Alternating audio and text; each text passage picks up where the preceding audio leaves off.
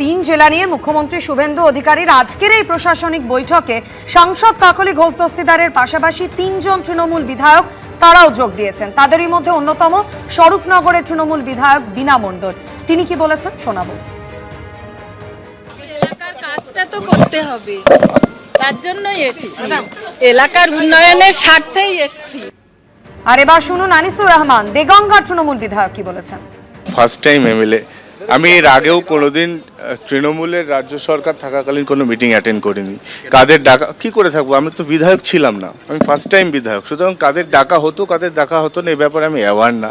First time MLA হয়েছি, call পেয়েছি, ডাক পেয়েছি, এলাকার ডেভেলপমেন্ট করতে হবে। দেগঙ্গা প্রান্তিক গ্রামীণ এলাকা, মানুষের জন্য কাজ করতে হবে, তার জন্য আমি দায়বদ্ধ। মানুষ জিতিয়েছে, রাজ্য সরকারের কাছ থেকে সেই কাজের আর্জি রাখবো, নিশ্চিতভাবে রাখবো, সেই জন্যই মিটিংয়ে আসা।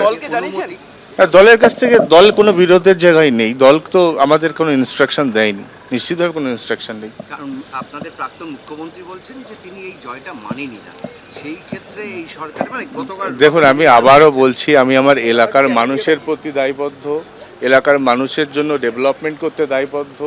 তারা আমাকে যে জিতিয়েছে তাদের জন্য আমায় কাজ করতে হবে, নিশ্চিতভাবে সেই কাজ করার জন্য যা সরকার, যে রাজ্য সরকার আছে সেই রাজ্য সরকারের কাছ থেকে আমাদের সহযোগিতা নিয়ে এলাকার ডেভেলপমেন্ট করতে হবে।